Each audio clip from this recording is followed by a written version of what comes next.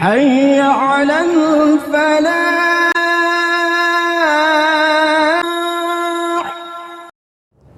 وعلیکم السلام۔ آج کی نشست کا پہلا سوال ہے کہ اللہ تبارک و تعالیٰ نے ساری مخلوقات بنانے سے پہلے زمین و آسمان کو بھی بنانے سے پہلے کون سی چیز بنائی تھی اور کتنی دیر پہلے بنائی تھی؟ حدیث کے اندر ہے، نبی علیہ السلام نے فرمایا اول ما خلق اللہ القلم، سب سے پہلے اللہ تبارک و تعالیٰ نے جس چیز کو خلق کیا وہ قلم ہے۔ تو جب اللہ تعالیٰ نے قلم کو پیدا کیا تو قلم نے اللہ تعالیٰ کے ساتھ بولنا شروع کر دیا۔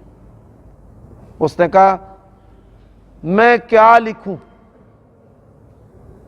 اللہ تبارک و تعالیٰ نے فرمایا اکتب، تو لکھ، ما ہوا کائن الی یوم القیامہ، جو قیامت تک ہونے والا ہے۔ تو قلم نے اللہ تعالیٰ کے علم سے، بتانے سے قیامت تک جو کچھ ہونے والا تھا وہ لکھ دیا۔ اب یہ کتنی دیر پہلے ہے، اس کی تفصیل اللہ تبارک و تعالیٰ ہی جانتا ہے۔ اور یہاں پر میں دو باتیں کرنا چاہتا ہوں۔ پہلی بات ہے جو عامت الناس کو سمجھ آئے گی، اور دوسری بات ہے جو صرف علماء کو سمجھ آئے گی۔ جو عامت الناس کے لیے بات ہے، لوگوں کا یہ کہنا کہ اللہ تبارک و تعالیٰ نے سب سے پہلے نور محمدی کو بنایا صلی اللہ علیہ وآلہ وسلم، تو یہ مبالغہ بلا دلیل بات ہے اور اس صحیح حدیث کے مخالف ہے۔ اسی طرح یار لوگوں نے گپ بنائی ہوئی ہے کہ جبرائیل علیہ السلام کو پیدا کیا،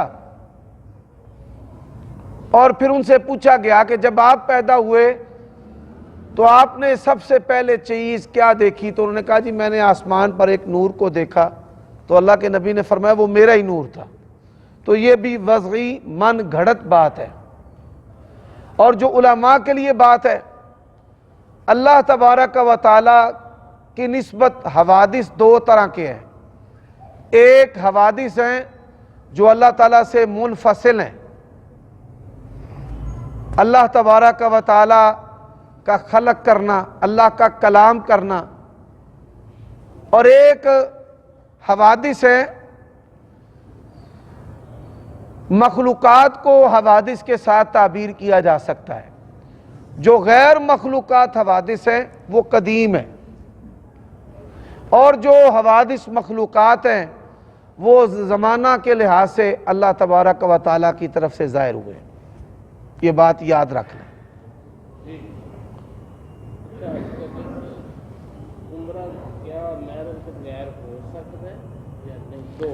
سوال ہے کہ کوئی عورت جو ہے وہ محرم کے بغیر عمرہ کر سکتی ہے؟ اس کا جواب یہ ہے کہ اگر عورتوں کا گروپ ہو اور اس میں کوئی مرد نہ داخل ہو تو پھر وہ عمرہ کر سکتی ہے۔ جی میں نے جواب دے دیا ہے، اب آپ کا کام ہے خیال رکھنا۔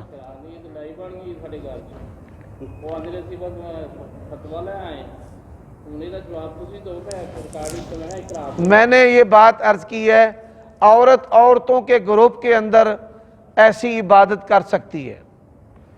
کئی دفعہ ایسا بھی ہوتا ہے کہ عورت جو ہے وہ زیورات اور زمین کی مالک ہے، باپ کی طرف سے زمین ملی ہے، خامد کی طرف سے زیورات، والدین کی طرف سے زیورات ملے ہیں، اس پر زکوٰۃ حج فرض ہوتا ہے، لیکن اسے محرم نصیب نہیں ہوتا۔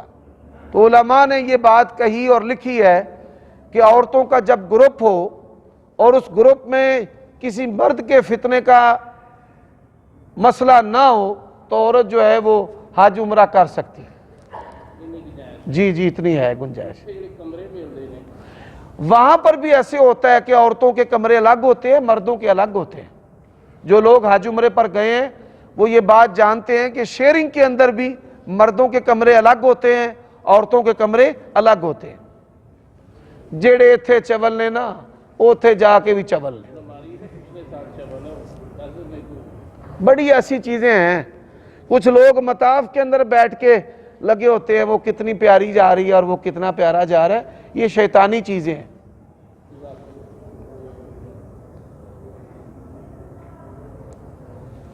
سوال ہے کہ سوال و جواب کی نشست میں کہا گیا کہ عورت حق مہر معاف نہیں کر سکتی۔ میری والدہ کی شادی 1965 میں ہوئی، اس وقت 5000 روپے حق مہر لکھا گیا جو کہ میری والدہ کو نہیں دیا گیا۔ 2006 میں میرے والد کی وفات ہو گئی۔ میں کافی دیر سے اپنی والدہ کو حق مہر کی رقم دینا چاہ رہا ہوں، لیکن وہ کہتی ہیں کہ میں نے معاف کر دیا۔ اب میں صرف 5000 روپے دوں یا اس وقت کو دیکھ کر آج کے حساب سے دوں تو کیا دینا لازمی ہے؟ یہ بات یاد رکھیں، عورت جو ہے وہ اپنا حق مہر اپنے خامند کو معاف نہیں کر سکتی جب وہ اتنے مال کی مالک ہو۔ ایک عورت ہے وہ کافی مال کی مالک ہے، اب اس میں سے 1/3 مال جو ہے وہ اپنے غیر وارث جو اس کا وارث نہیں ہے اس کو دے سکتی ہے، لیکن خامند جو ہے وہ بیوی کے مال میں سے 1/4 اور 1/2، اولاد ہونے کی صورت میں 1/4، اولاد نہ ہونے کی صورت میں نصف مال کا وارث ہوتا ہے۔ وارث کو وہ مال معاف نہیں کر سکتی، اس لیے یہ میں نے مسئلہ واضح کیا تھا کہ عورت اپنے خامند کو حق مہر معاف نہیں کر سکتی۔ خامند کا جب ترکہ تقسیم کیا جائے گا تو عورت کا حق مہر سب سے پہلے نکالا جائے گا، خواہ اس کا سارا ترکہ جو ہے وہ حق مہر کے اندر چلا جائے، قرضے کے اندر چلا جائے، اس بات کی پرواہ نہیں کرنی۔ اب دوسرا مسئلہ ہے کہ حق مہر جو نقدی کی صورت میں لکھا گیا ہے تو نقدی جو ہے سالوں گزرنے کے بعد بھی نقدی رہے گی، زمانے کا اعتبار نہیں ہوگا۔ اگر سونا لکھا ہے تو سونے کا اعتبار ہوگا، اگر نقدی حق مہر میں لکھی ہے تو نقدی کا اعتبار ہوگا، نقدی خواہ کتنی ہی ڈی ویلیو کیوں نہ ہو جائے۔ تو اب 5000 روپے شرعی تقسیم جو ہے وہ تو یہی ہے کہ آپ 5000 روپے اپنے والدہ کو دے دیں یا ان کے نام پر رکھ چھوڑیں اور پھر ان کے دنیا سے جانے کے بعد اس کو شرعی ترکہ تقسیم کے اندر ڈال دیں۔ یہ جو معاف کرنے والا نظریہ ہے نا جی حق مہر معاف کر دیں، پتہ نہیں یہ لوگوں نے کہاں سے بنا لیا ہے۔ کہا کہ اندر ہی مٹی میں ان کے پیاس لگی ہے۔ باہر کنٹین کھلی ہے، جی چلو وہاں سے پانی پی لو، میں ان کو خود ہی پیسے دے دوں۔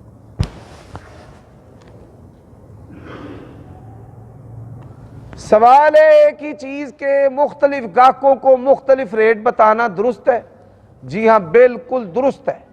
البیعان بالخیار، سودا بیچنے والے کو بھی اختیار ہے، لیکن یہاں پر یہ بات ذہن میں رکھے کہ جن چیزوں کے ریٹ حاکم وقت نے مقرر کر دیے ہیں، اسی طرح مختلف کمپنیز کے ریٹ متعین ہیں، ان کے اندر کمی بیشی نہیں کرنی چاہیے، کیونکہ وہ اس شرط پر سودا بیچتے ہیں یا بیچنے دیتے ہیں۔ اور ایسی اشیاء کہ جن کے ریٹ متعین نہیں ہیں تو ان پر خریدار اور بیچنے والے دونوں کو اختیار ہے۔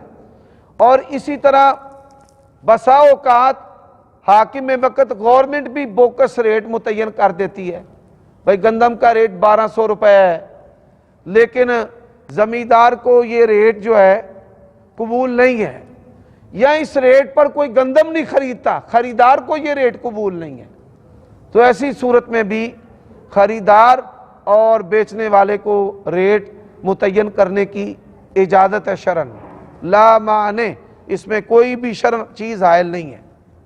عبداللہ ادھر آنا، وہ محمدی اور جیسا باہر ہیں کنٹین والے سے ان کو ذرا چیزیں لے دو۔ عبد الرحمن آپ جائیں ذرا، صرف مشروب ان کو پلانا ہے، ان کے گلے پہلے ہی خراب ہیں۔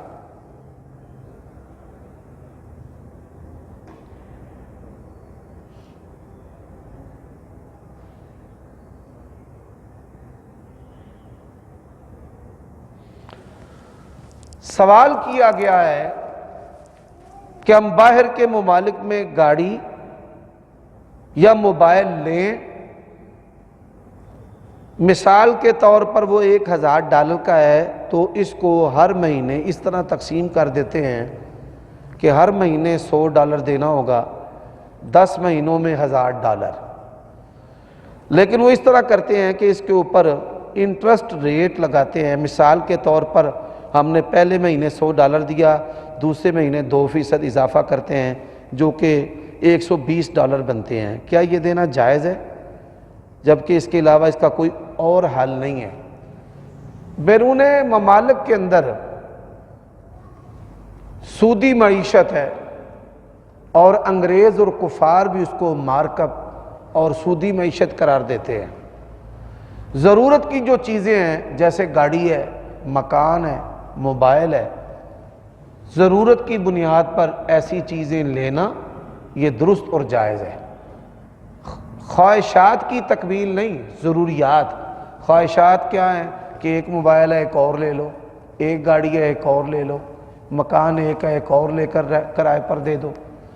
تو ضروریات جو ہیں اس کی بنیاد پر ان چیزوں کو اختیار کیا جا سکتا ہے۔ انسان معاشرتی طور پر مجبور ہوتا ہے۔ اللہ تعالیٰ یہ نہیں چاہتے کہ میرا بندہ جو ہے وہ بے بس ہو جائے، لا یکلف اللہ نفسا الا وسعہا۔ اور نبی علیہ السلام بھی جب صحابہ کرام سے بیعت لیتے تھے تو بیعت دیتے تھے جتنی تمہارے اندر طاقت ہے، تو اس کو اختیار کیا جا سکتا ہے۔ ایپ ہے $121 خرید کر رکھیں تو ڈیلی کے $1 یا $2 وہ اس میں بچت دیتے۔ آن لائن ٹریڈنگ میں مختلف اپلیکیشنز ہیں جو کہتی ہیں کہ آپ $120 خرید کر اپنے اکاؤنٹ میں رکھیں تو آپ کو یومیہ $1 $2 $3 جو ہے وہ پروفٹ اور منافع ہوگا، اور جو آپ کے کہنے پر اکاؤنٹ بنائیں گے ان کے مال میں سے بھی ہم آپ کو کمیشن دیں گے۔ اور پھر وہ بندہ، مثال کے طور پہ آپ مجھے کہتے ہیں قاری صاحب آپ اکاؤنٹ بنا لیں، میں بنا لیتا ہوں، میری کمیشن آپ کو ملے گی۔ میں معاذ کو کہتا ہوں یہاں سے بھی کمیشن آپ کو ملے گی۔ معاذ عمر کو کہتا ہے، عمر کے مال سے بھی آپ کو کمیشن ملے گی۔ اب اگر میں بہت بڑی ٹریڈنگ فیملی گروپ بنا لیتا ہوں تو مجھے مال زیادہ ملے گا، آپ کا کم ہو جائے گا۔ اب یہ دیکھیں کہ ایک مسلمان کی تجارت سے دوسرے مسلمان کا نقصان ہو، یہ جوا ہے۔ اب دوسروں کا ناحق مجھے جو مال آ رہا ہے یہ سود ہے۔ یہ جوئے اور سود کی مرکب صورت ہے۔ اب ہوتا کیا ہے، ٹوپیاں بدلتے ہیں۔ مثال کے طور پہ کوئی 2 سٹار ہے، کوئی 3 سٹار ہے، کوئی 4 سٹار ہے، کوئی 7 سٹار ہے۔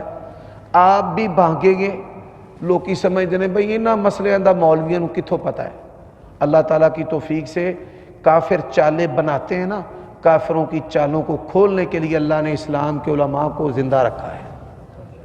ولا حول ولا قوت الا باللہ۔ جاؤ، کوئی انشورنس لائف، کوئی یہ اسٹیٹ لائف، کوئی میٹروپولیٹن، کوئی بینکر، کوئی ACCA، پڑھ پڑھ کر جو گنجے ہو گئے ہیں نا مکاریاں بنا بنا کر، میرا اللہ تعالیٰ کی توفیق و فضل سے چیلنج ہے کسی بندے کو لا کر ہمارے سامنے بٹھائیں، اس کی ہر چیز نہ ہم نے کھول کر رکھ دی۔ ولا حول ولا قوت الا باللہ۔ جب مرضی بند ہوگی وہ بیٹا غیر قانونی ہے نا، وہ بات بعد میں کرتے ہیں۔ تو یہ بھی بھاگے، میں بھی بھاگوں، یہ بھاگ رہا ہے کہ میں نیچے نہ رہ جاؤں نہیں تو میرا مال جاتا رہے گا۔ ہر بندہ بھاگ رہا ہے۔ انہوں نے اللہ تعالیٰ معاف کرے پیسوں کے غلام بنائے اور ان غلاموں کو دوڑانا شروع کر دیا جیسے سرکس کے کتے دوڑتے ہیں، ریس کے گھوڑے دوڑتے ہیں کہ جاؤ اب ہمارے لیے پیسے اکٹھے کر کے لاؤ، مگر نہ تمہارے پیسے بچیں گے نہیں تو تواڈے پلے کچھ نہیں رہنا۔ اب اس کے ساتھ کیا ہے، کرنسی جو ہے نا بیٹا بات سمجھو، کرنسی جو ہے نا یا جنس کا متبادل ہوتی ہے یا سونے چاندی کا متبادل ہوتی ہے کرنسی۔ یہ بنیادی طور پہ پیپر وارنٹی ہے۔ اسٹیٹ بینک کے پاس 2 چیزیں ہوتی ہیں، ایک سونا اور ایک زر مبادلہ، یعنی جو سونے کے عوض میں اجناس ہیں۔ کسی بھی ملک کے پاس یا سونا یا چاندی ہوتا ہے اور یا پھر کیا ہوتا ہے، اجناس ہوتی ہیں. بات سمجھ لگ رہی ہے؟ اجناس اور سونے کے عوض میں اسٹیٹ بینک نوٹ چھاپتا ہے اور اس کے اوپر لکھتا ہے کہ حامل حاضہ کو مطالبہ پر ادا کرے گا. بات سمجھ رہے ہیں کہ نہیں سمجھ رہے؟ اب اس کی دو چیزیں، دو پہلو.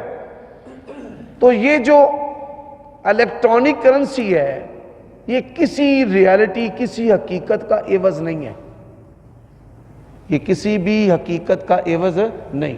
تو یہ خلابہ ایک دھوکہ ہے اور یہ حقیقت میں بھی دھوکہ ہے.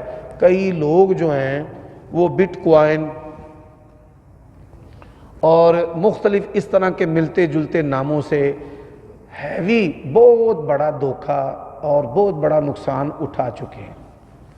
اور پھر حاکم وقت جو ہے اس نے بھی اس کو تسلیم نہیں کیا. ہماری جو حکومتیں ہیں، ایف بی آر ہے یا اسٹیٹ بینک ہے یا حاکم وقت ہے، انہوں نے بھی اس کو تسلیم نہیں کیا.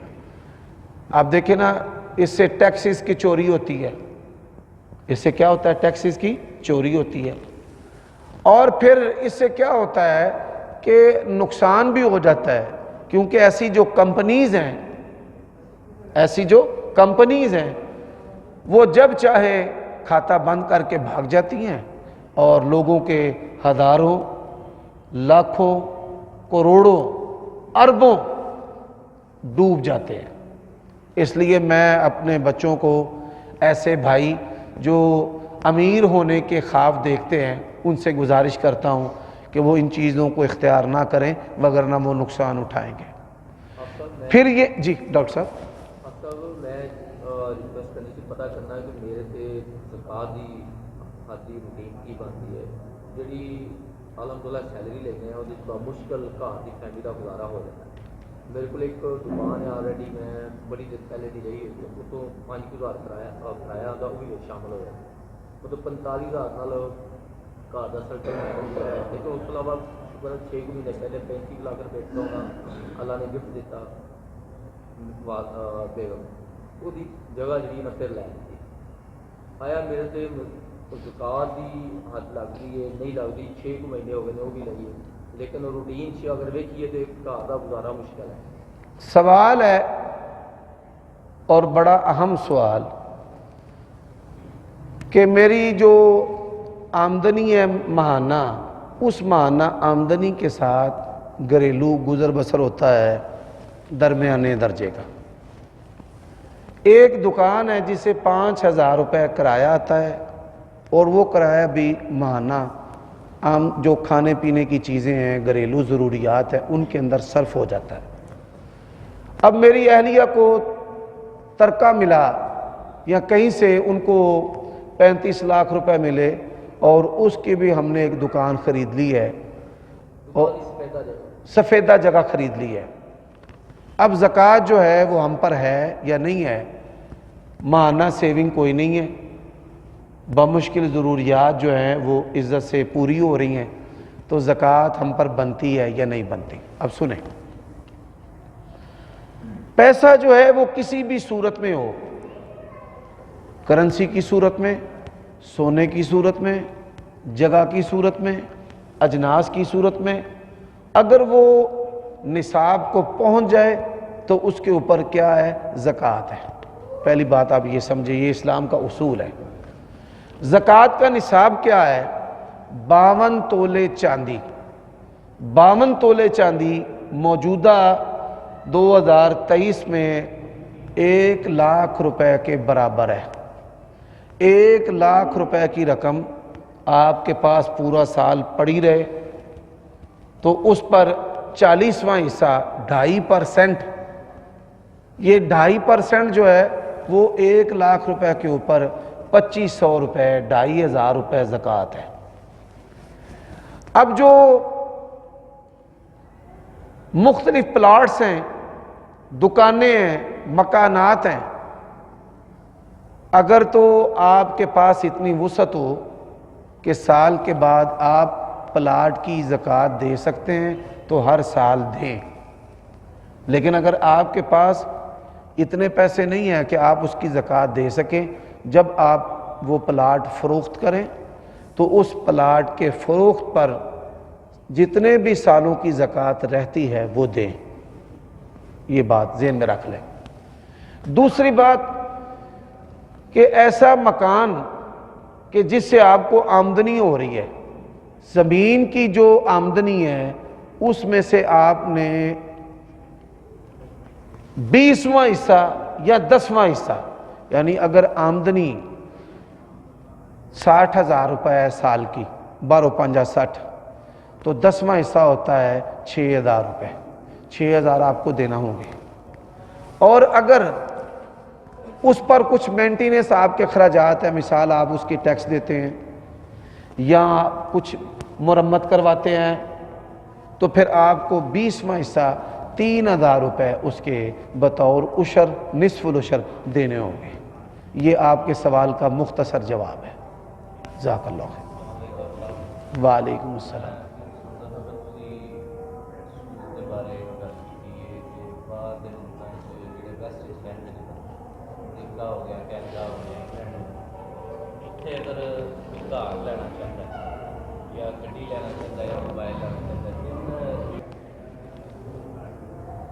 یہ جو مسئلہ ہے کہ جو لوگ یورپ میں رہتے ہیں،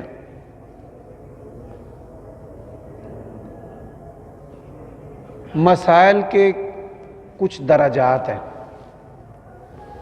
ایک بندہ، ایک عالم اور مفتی ہے جو مملکت سعودیہ کے اندر رہتا ہے، جہاں پر سرکاری سرپرستی بھی علماء کو حاصل ہے، اور توحید پر آزادی کے ساتھ عمل اور اس کا فہم اور اس کا پرچار، یہ ماحول بھی ان کو حاصل ہے۔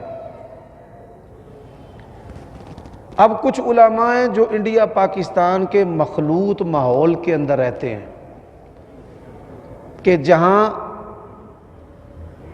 اگر ہم اس نہج اور طرز پر عمل کریں تو ہمارے لیے معاشرتی مشکلات اور دشواریاں اس طرح کی پیدا ہوں گی کہ قتل و غارت شروع ہو جائے گی، جس کو حکمران بھی پھر روک نہیں سکتے۔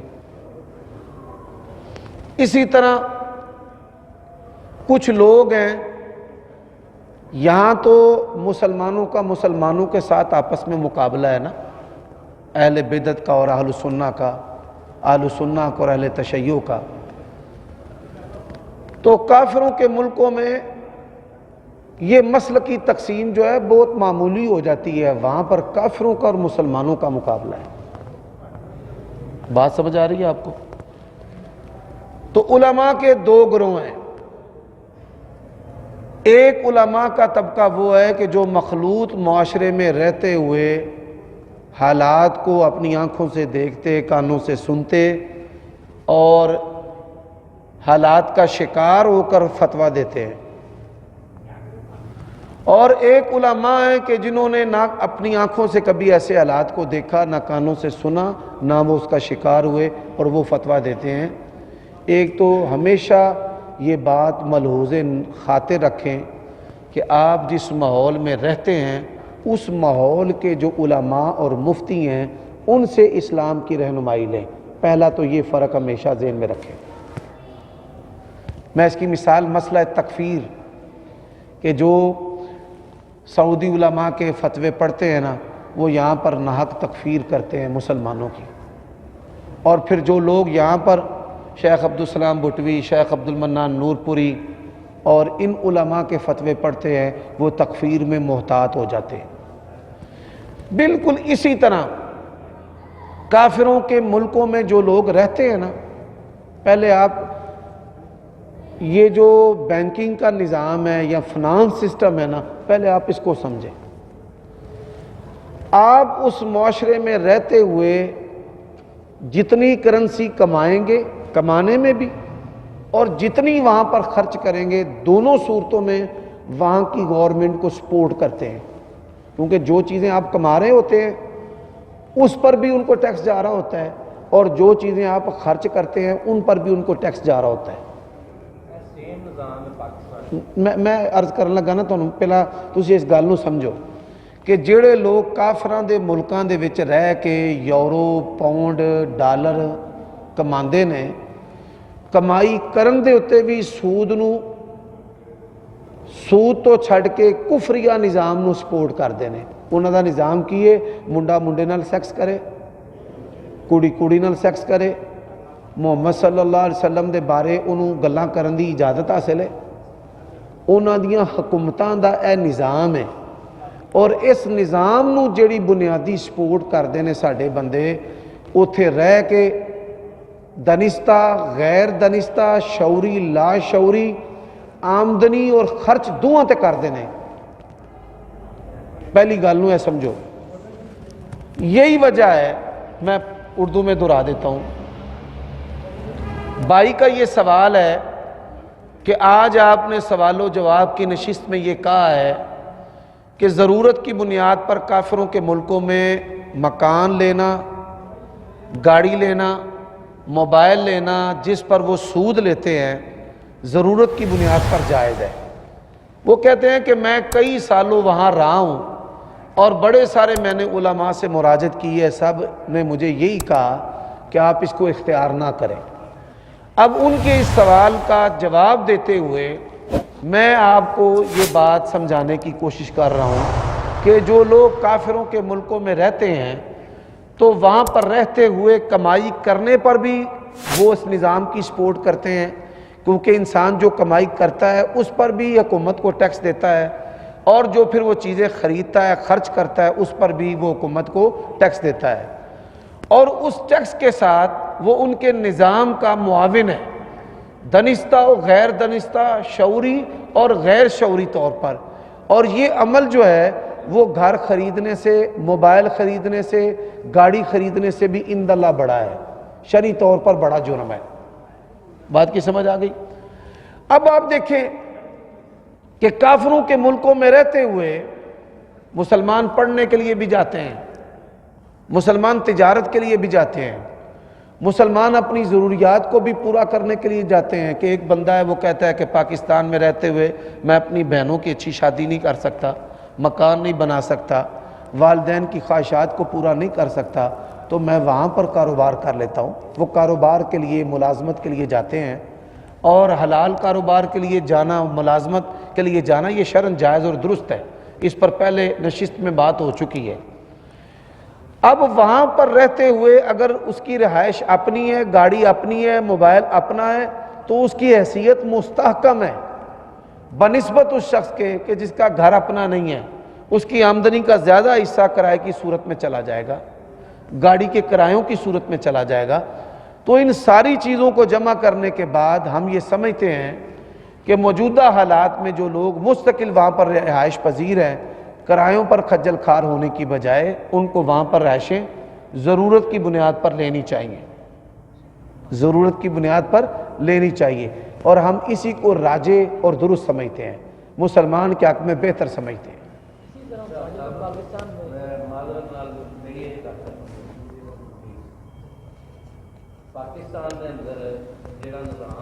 جواب کئی باری میں دیتا ہے، اگر تھوڑے علم چ پہلا نہیں تو اج سن لو۔ میں یہی عرض کر رہا ہوں کہ ہم اس سوال کا جواب پہلے کئی دفعہ دے چکے ہیں۔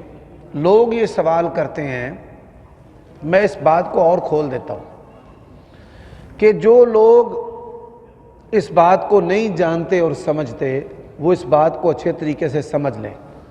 پاکستان کا جو بینکاری نظام ہے، اسٹیٹ بینک کا، صرف پاکستان ہی نہیں، سعودیہ کا، کویت کا، متحدہ امارات کا، مسلمان ملکوں کے جو بینک ہیں وہ سب ورلڈ بینک کے زیر اثر ہیں، اور یہ سب بینکاری جو نظام ہیں یہ کافروں کے بینکوں کے نظام کی طرح ہیں جو سود پر چلتے ہیں۔ بعض جو بظاہر اسلامی بینک ہیں جیسے میزان بینک ہے یا دبئی اسلامی بینک ہے، ان کے نام تو اسلامی ہیں، انہوں نے مختلف اصطلاحات بنا لی ہیں، انہوں نے بڑی چالیں، ہیلے جو ہے وہ کریٹ کر کے سود کے لیے اور ان چیزوں کے لیے دروازے کھولے ہوئے ہیں، یہ اس کو چھپانے کی کوشش کی ہے، لیکن حقیقت یہ ہے کہ یہ انگریزوں والا نظام ہے۔ اب پاکستان کے اندر رہتے ہوئے یہ صرف بینکاری نظام نہیں، بینکاری نظام سے نیچے ہمارے گلی محلے کی، مطلب آپ یوں سمجھ لیں گلی محلے کی طرز پر، یا ہمارے علاقوں میں ایسی کمپنیز ہیں جو نقد ادھار کی بنیاد پر چیزیں دیتی ہیں، جن میں موبائل بھی ہیں، موٹر سائیکلیں بھی ہیں، ریفریجریٹر بھی ہیں، LCDs بھی ہیں۔ یہ کئی دفعہ اس سے پہلے بھی سوال ہو چکا ہے، تو یہ بات یاد رکھیں، ایک ہے اضطرار مجبوری کی بنیاد پر اگر کوئی شخص اس نظام کا حصہ بنتا ہے تو علماء نے اس کو جواز کا فتویٰ دیا ہے، اور میں بھی اس کے جواز کا قائل ہوں، مجبوری کی بنیاد پر۔ وہ مجبوری پاکستان میں ہو، وہ مجبوری برطانیہ میں ہو، امریکہ میں ہو، سعودیہ میں ہو، یہ کئی دفعہ اس سے پہلے بات ہو چکی ہے، میں اس کی مثال بھی دیتا ہوں۔ دو بھائی ادھر جمعہ پڑھتے ہیں، دو بھائی اب بھی پڑھتے ہیں، ایک بھائی جو ہے اس کی موٹر سائیکل چوری ہو گئی، دوسرے بھائی کے پاس 2 موٹر سائیکل ہیں۔ کتنے موٹر سائیکل ہیں؟ 2۔ وہ 1 مہینہ تک فارغ رہا، پھر دوسرا مہینہ بھی فارغ رہا، پھر تیسرا مہینہ اس نے لوگوں سے مانگ کر گھر کی ضرورتیں پورا کرنا شروع کر دی۔ آپ کو پتہ ہے کہ جب ایسے حالات پیدا ہوں تو ہمارے معاشرے میں رواج ہے کہ ایک دفعہ دے کر پھر کبھی نہ دینے کا بندہ اظہار کر دیتا ہے، جو بڑا بھی سخی ہو۔ تو اس نے کیا کیا، قسطوں پر موٹر سائیکل خرید لیا، پھیری وہ کرتا ہے، تو قسطوں پر موٹر سائیکل خریدنے کے بعد اس نے روزی روٹی اپنی کمانی شروع کر دی۔ اب دوسرا جو بھائی ہے وہ مجھے شکایت کرنے لگا، جی دیکھو جمعہ آپ کے پیچھے پڑتا ہے، آپ کے بڑا قریب بیٹھتا ہے، تو اس نے قسطوں پر موٹر سائیکل لے لی ہے۔ تو اس نے کہا کہ اس میرے بھائی کے 2 موٹر سائیکل ہیں، ایک استعمال یہ کرتا ہے، ایک اس کا بیٹا کرتا ہے، میں نے اس سے درخواست کی کہ مجھے ایک دے دو، اس نے نہیں دیا۔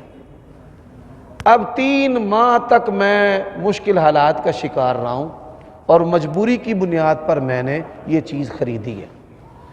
اب مفتیوں اور مولویوں کو اللہ تعالیٰ نے کوئی ایسا اعلیٰ تھرمامیٹر نہیں دیا کہ وہ کسی کی مجبوری کا لیول دیکھیں کہ یہ کتنا مجبور ہے، ہم اس کو فتویٰ دیں۔ مجبوری اللہ جانتا ہے یا وہ بندہ جانتا ہے؟ ہم نہیں جانتے کہ جی اس کے اپنے اندر موجود ہے کہ اس نے اپنے دل سے پوچھنا اور اپنے حالات کو دیکھنا ہے۔ تو مجبوری کی بنیاد پر ایسی چیزوں کو اختیار کرنا یہ درست اور جائز ہے، ایسے لوگوں پر کسی قسم کا کوئی فتویٰ نہیں ہے۔ جی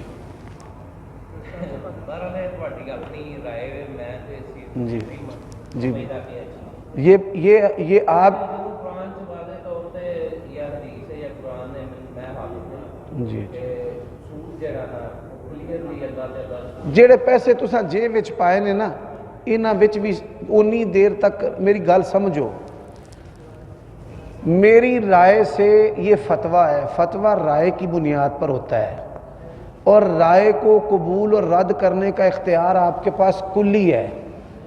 آپ مجھے کہیں میرے منہ پر کہ مجھے یہ رائے قبول نہیں ہے، اچھی بات ہے، اللہ تعالیٰ نے آپ کا ایمان اور آپ کے حالات بڑے مضبوط رکھے ہیں، لیکن ہر بندے کے ایمان کا درجہ اور حالات کی جو مضبوطی ہے وہ آپ جیسی نہیں رکھی۔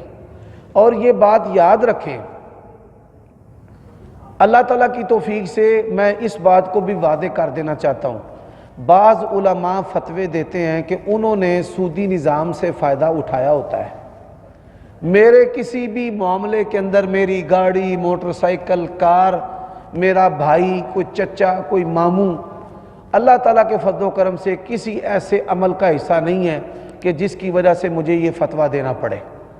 اور یہ فتویٰ جو ہے صرف میرے اکیلے کی رائے نہیں ہے، یہ فتویٰ میرے اکیلے کی رائے نہیں ہے۔ جو شیخ ہیں حافظ الیاس اثری جامعہ کے اندر شیخ الحدیث ہیں، بخاری پڑھاتے ہیں، آپ کبھی ان کے پاس بھی بیٹھیں، تو تصویر کے 2 رخ ہیں۔ ایک رخ ہے کہ جن کو اللہ تعالیٰ نے ایمان کی مضبوطی دی ہے، اور دوسرا رخ ہے جو مجبور ہیں، تنگ دست ہیں۔ فرمایا کہ سور کھا لے غیر باغ ولا عاد، اس میں لوٹنے والا نہ ہو، سرکشی کرنے والا نہ ہو، یعنی ایسے حالات بھی پیدا ہو جاتے ہیں کہ انسان سور کھانے پر بھی مجبور ہو جاتا ہے۔ تو میرے فتوے سے آپ 100% اختلاف رائے کر سکتے ہیں.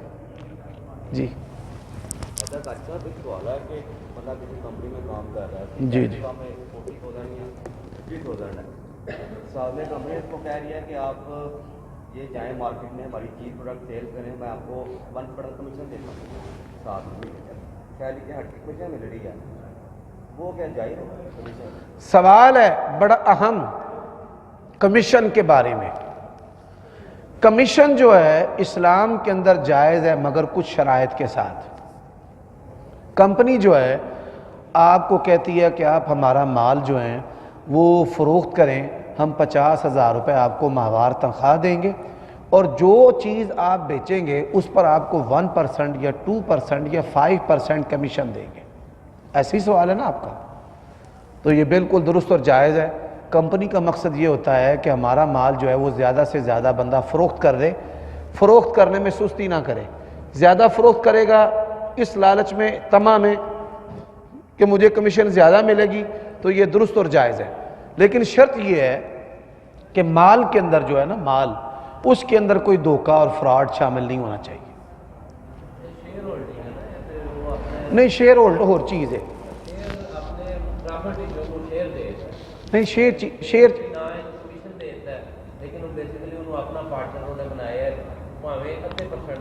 یہ میں تو دسنا جیڑی کمیشن ہے نا اسلام کے اندر کاروبار کی جو صورتیں ہیں، ایک صورت ہے کاروبار کی جو صورت ہے وہ ہے ملازمت، ایک صورت ہے کہ اوپن مارکیٹ، ایک صورت ہے شراکت داری، اس میں ورکنگ پارٹنر بھی ہوتی ہے یعنی بالعمل، اشراکت بالعمل. ایک سلیپنگ پارٹنر ہوتی ہے اشراکت بالمالی کہ بالمال او جنس، مال یا جنس کے ساتھ بھی شراکت داری ہوتی ہے. ایک ہوتے ہیں دلال، کمیشن شاپ جسے آپ کہہ لیں. جو کمیشن شاپ ہے اس کی صورتیں ہیں. پہلی صورت ہے کہ یہ ہماری دکان ہے جیسے منڈیوں میں ہوتا ہے، ہماری اس دکان کے باہر اگر آپ سودا بیچیں گے تو آپ کو ہمیں 1%، 2% یا 5% کمیشن دینا پڑے گی. کیوں؟ جو خریدار ہے وہ تجھ سے اجنبی ہے اور جو بیچنے والا ہے وہ خریدار سے اجنبی ہے. ہم شیردار ہیں، شیرداری میں یہ بندہ جو ہے ہمارے مارکے، ہمارے نام پر، ہمارے ٹھیے اور اڈے پر آیا ہے. اسے کہتے ہیں اڈا لینا یا کمیشن شاپ یا بروکری کہتے ہیں. ایک تو پہلی یہ صورت ہے، یہ بھی جائز ہے. کمیشن دوسری صورت یہ ہے کہ وہ ایسی چیز بیچ رہا ہے، ایک بندہ چیز بیچ رہا ہے اور درمیان میں بروکر ہے، وہ چیز وجود میں نہیں ہے، مالک نہ اس چیز کو بیچ سکتا ہے نہ بروکر اس کی بروکری لے سکتا ہے. اب آ گئی زمینوں کی بروکری. خریدار کو پتہ ہے کمیشن 1% ہے اور بیچنے والے کو پتہ ہے کمیشن 1% ہے.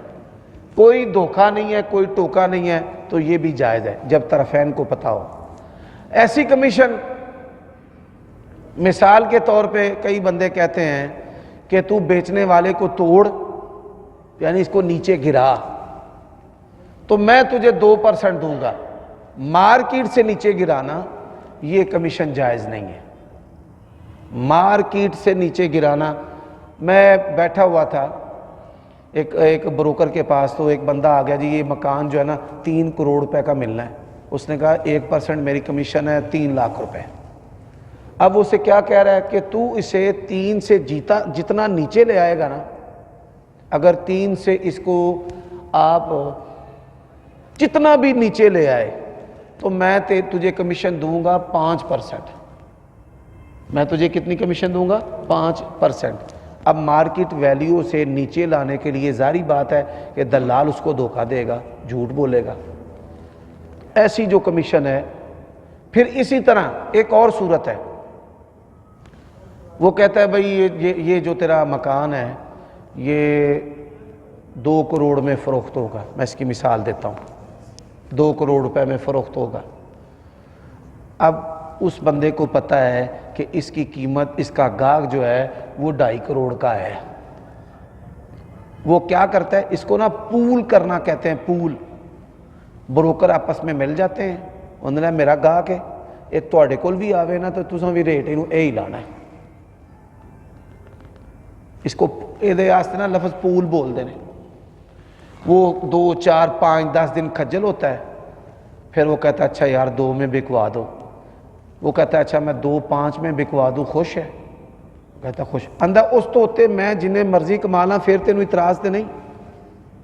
اس کو پھنساتا ہے، اس کو ڈراتا ہے، پھنسانے کے بعد پھر اس کو کہتا ہے کہ میں جتنے اوپر کما لوں، اسے کہتے ہیں ٹوکا، بروکری زبان میں سے کیا کہتے ہیں، ٹوکا۔ اوپر جتنے کما لوں تجھے اعتراض تو نہیں، ادھر سے گاہک پھنسایا ہوتا ہے، اسے کہتے ہیں تجھے 2.5 کا مل رہا ہے، سودا تو 3 کا ہے، اسے کہتے ہیں منڈی تے بیٹھی ہے، شاید تے وکدی کوئی نہیں پئی، یہ تے 1.5 دا نہیں وکدا پیا تے تینوں 2 لب دینے پے، تینوں ہور کی چاہیے۔ یہ جو چیزیں ہیں یہ دھوکے کے اندر، غش کے اندر، خلابے کے اندر شامل ہے، ایسی کمیشن جائز نہیں ہے۔ جو اوپن کمیشن ہے وہ جائز اور درست ہے۔ باری باری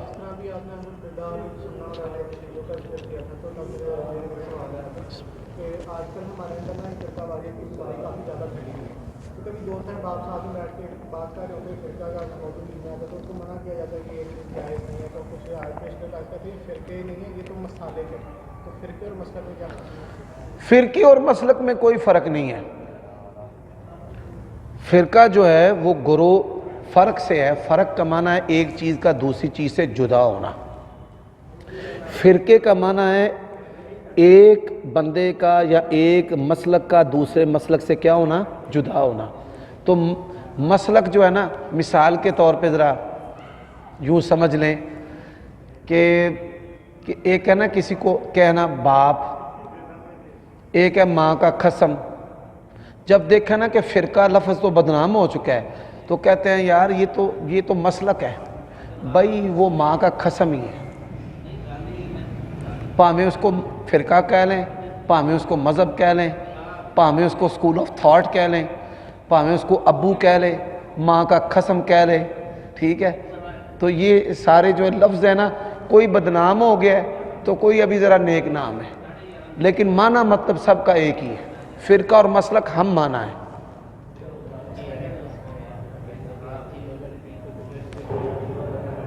جی سبحان اللہ۔ ان الذين فرقوا دينهم وكانوا شيعا لست منهم، جن لوگوں نے دین کو ٹکڑے ٹکڑے کیا۔ اچھا پہلا سوال ہے کہ دین کو ٹکڑے ٹکڑے کون کرتے ہیں؟ سوال تو یہ ہے نا، اگر تو قرآن مجید کا وہی معنی مراد لیں جو قرآن میں ہے تو پھر تو آپ نے ٹکڑا نہیں کیا۔ اگر کوئی مراد بدلے تو ٹکڑا کرتا ہے۔ اگر کوئی بندہ حدیث اپنے مطلب کی لے لے اور اپنے خلاف کی نہ لے تو ٹکڑا کیا۔ جو بندہ قرآن اور حدیث کو اسی معنی پر لے جس معنی پر وہ ہیں تو یہ ٹکڑے ٹکڑے کرنا نہیں ہے۔ خواہ وہ کوئی اپنا اس کا نام اہل حدیث ہو، اہل سنت ہو، اس کا نام کچھ بھی ہو، قرآن اور سنت کو اس کے مراد پر لینے والا، اس کو ٹکڑے ٹکڑے کرنے والا نہیں۔ ٹکڑے کیا ہے؟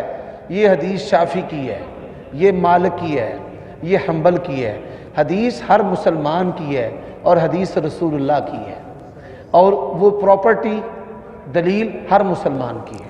بات کو سمجھ گئے؟ ٹھیک ہے، کھل کے پوچھے۔ میری مجلس کے اندر کوئی کافر ہو، شیعہ ہو، تکفیری ہو، اس کو کھل کر بولنے کی بھی اجازت ہے، اختلاف رائے کرنے کی بھی اجازت ہے۔ انہوں نے یہاں پر بیٹھ کر کہا ہے مجھے آپ کی بات سے اختلاف ہے 100%، میں نے کچھ کہا ہے ان کو، تو کھل کر بولیں، ٹھیک ہے جی۔